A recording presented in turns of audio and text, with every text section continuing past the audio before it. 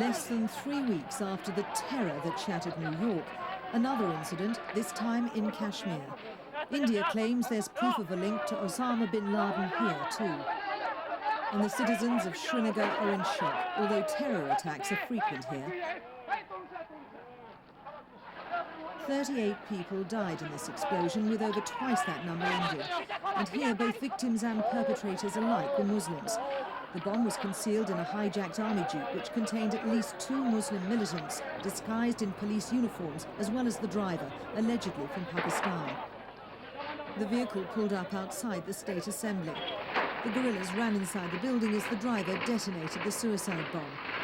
The US Secretary of State called it a terrible terrorist act, but the implications for his newly formed coalition are worrying.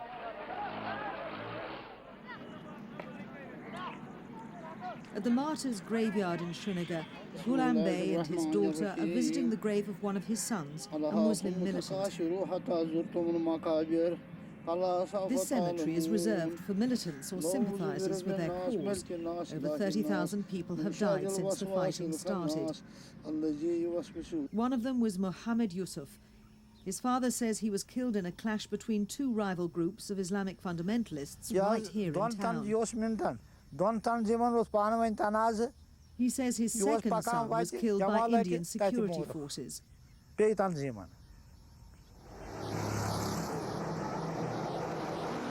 But Kashmiri women are also at risk.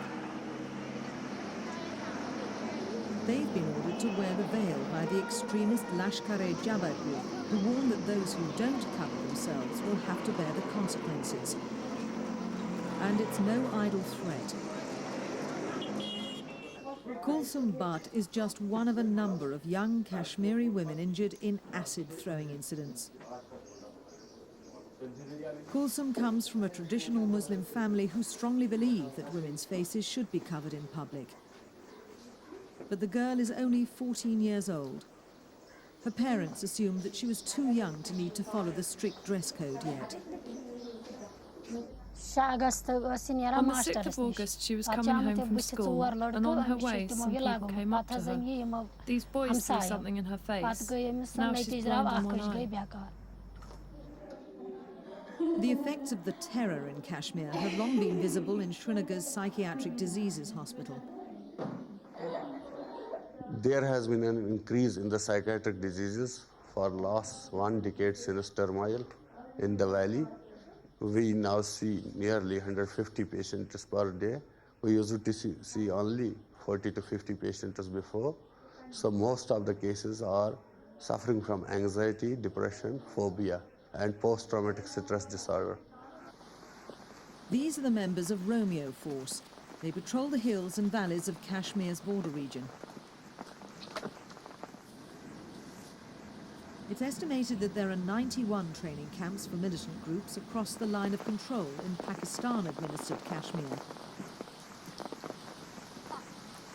But India and Pakistan both carry the threat of their recently acquired nuclear capability into any US-led coalition.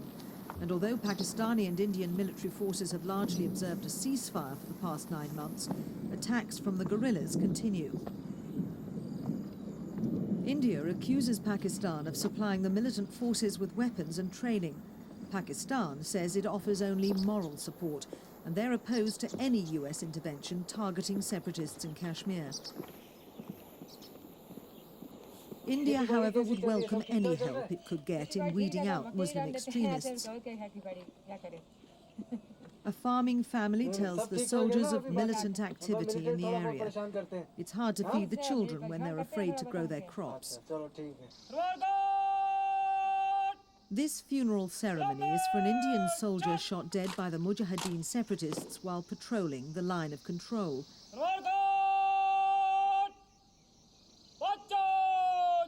He was a local man from the Surankot area, a Muslim himself. His army comrades and local officials are joined by members of his family who've travelled from their village in the nearby hills. In the 11 years of guerrilla insurgency in Kashmir, these scenes have been repeated time after time. Only recently could the vast majority of Americans comprehend this sort of senseless bereavement. But in Kashmir, the army needs to win over the hearts and minds of the local population. Our primary aim remains fighting militancy and getting the better of the militants.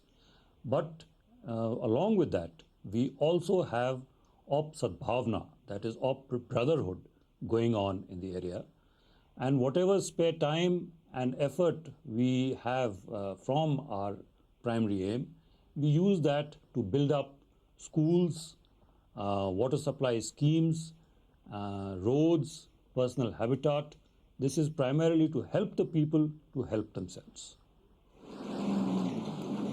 This is the Brotherhood Gate. It was erected by the army in the town of Srinagar as a symbol of the cooperation between the security forces and the civilian population. It's an uneasy relationship, with suspicion on both sides. This struggling primary school is typical of the region. There aren't enough classrooms to go round at the Dastagir Academy, so many children do their lessons in the yard. There are over 200 pupils at the school, but only some have chairs to sit on. Now the army's built a bathroom and provided drinking water, as well as books and some sports equipment. This former militant, now assisting the army, claims that people are routinely beaten and terrorized if they refuse to assist the insurgents. And the effects are felt in the towns as well. This shopkeeper in Surankot recently had his mother, father, wife and 2 sons killed by terrorists. Yeah, I want to leave India. In Kashmir, it's lots of problems, lots of restrictions here, many things. With the spate of acid attacks in towns, many educated young women feel under scrutiny, even if they accept the precepts of Islam in general. Here, I'm forced to wear the burqa, but I'm not mentally prepared yet. Yeah, it's in a religion that the women should, when she will leave the house, she should be covered. But here they are doing it's just imposition here. They are telling that the women should wear burqa and they are doing acid attacks. They should do some organization where they should teach lessons why it's necessary in religion that you should cover. But they are just doing the immoral things here. Amongst the people living here, there are various degrees of religious observance. As in Afghanistan before the Taliban crackdown, some women wear the full burqa, while others interpret the rules of their religion less stringently. But there's also an undeniable element of support for the separatists here. Kashmir is the only Indian-administered Muslim state. And Kashmir is distinct in its incredible landscapes as well. Dal Lake near Srinagar is the sort of resort that tourists used to cross the world to visit. The arresting beauty of scenes like these has attracted the adventurous traveller for centuries. But there's little prospect of tourism while India and Pakistan continue to confront each other over Kashmir, and the people here can forget about the US dollar. So, in rural Kashmir, as much as downtown New York, the terror has to end.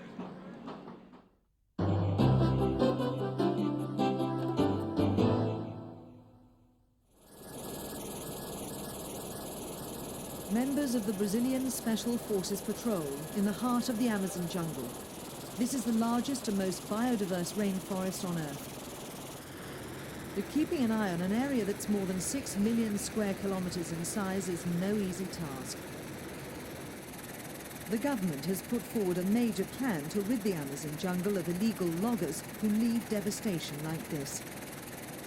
Patrol units have new satellite surveillance equipment to track down the loggers' position. IBAMA, the government's Department for the Environment, organises the patrols that take place in the air and on the ground. Using new technologies has given IBAMA more of a chance when tracking the illegal loggers. It's a coordinated effort. Only helicopters can cover this vast and impenetrable forest. But IBAMA says more equipment like this is desperately needed. Despite this technology, it's still an extremely difficult task to patrol such a huge area. Now they have the coordinates, they're closing in. The devastation caused by illegal logging is irreversible. The need to bring in extra police and army units reflects the lack of resources to deal with the problem. The Brazilian government is under international pressure to police the Amazon more effectively. The skills of the army are necessary when dealing with such difficult terrain, but more resources are needed. More than 2 million hectares of the Amazon are cleared illegally every year. At this rate, barely 5% of the land will remain as pristine forest by 2020. In 1999, illegal loggers cut down an area of rainforest the size of Hawaii. It's too late for this part of the rainforest. The loggers have already cleared it. Now IBAMA must concentrate on protecting the woodlands nearby. Much of the forest clearance is officially sanctioned, but with illegal logging as well, it mounts up to a very serious threat to what's perhaps the world's greatest ecological asset. I think that if logging continues as it is now, certainly in a few years we'll not have the lung of the world, as the Amazon is called. People may think that the Amazon is very big and that we can cut down trees here and there, but that is not true. We who are here every day can see a lot of devastation.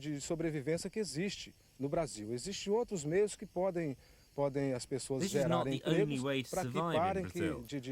There are other things that people can do without cutting down trees, like they're now doing in the Amazon, in the whole of the Amazon. At Guapore Biological Reserve, power has been handed over to indigenous people to patrol this immense land. By incorporating locals in the cleanup operation, governments effectively prevented them from being corrupted by the loggers themselves.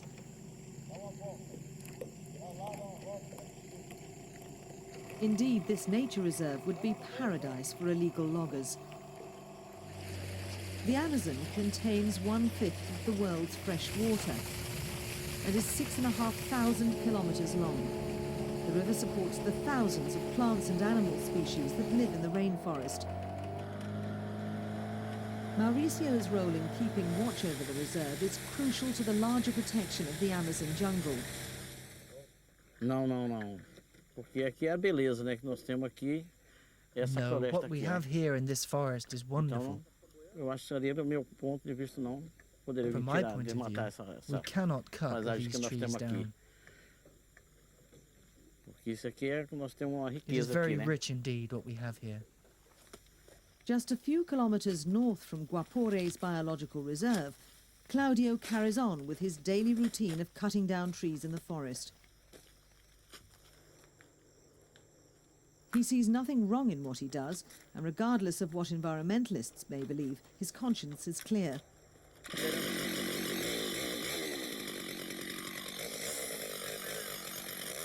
"30 years of growing is taken away with just 30 seconds of cutting. A harsh truth for environmentalists, but a necessary reality for tree cutters like Claudio."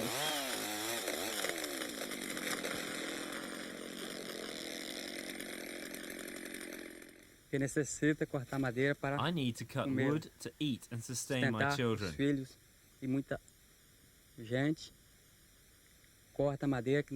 Many people cut wood in the forest to sustain their families, and because there's a lot of wood here.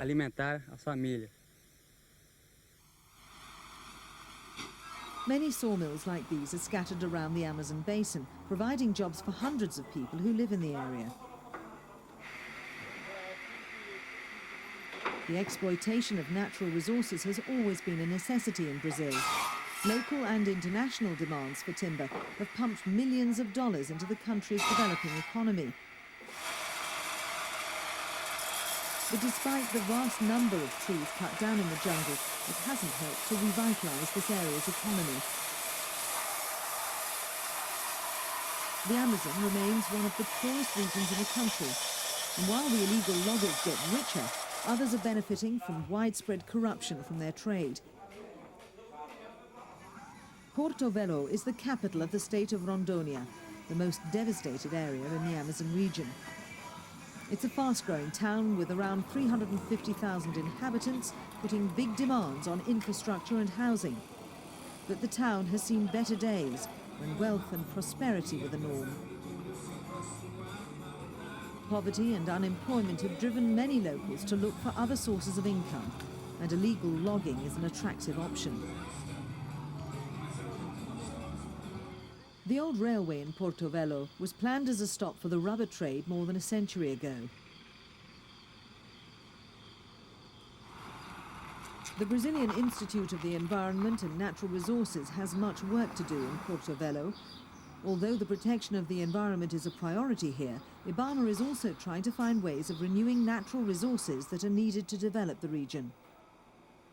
Finances are stretched. As well as illegal logging, mining is another serious problem IBAMA is trying to tackle. We have found that from the 1980s to now, Rondônia has lost 23% of its forest. This is worrying because it is an illustration of a disorganized exploitation, which is going to cause damage. Damage until the ecological balance is affected. We have also noticed that unauthorized, irregular and clandestine exploitation of timber could exhaust the wood stock. That is why our job of permanent vigilance of natural resources is important. The destruction of the world's largest remaining wilderness is not a recent phenomenon. It's been taking place for the last 3 decades. But it's only now that the real impact of the devastation is being felt, as scientists predict the Amazon rainforest could disappear within 20 years. The consequences will not only be felt by people living in the Amazon region, but by the entire world as its lung breathes its last breath.